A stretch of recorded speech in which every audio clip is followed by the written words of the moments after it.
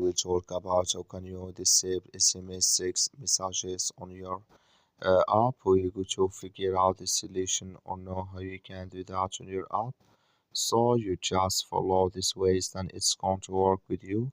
So all you have to do, you just go down here, you click here on account down here, you just click here on account.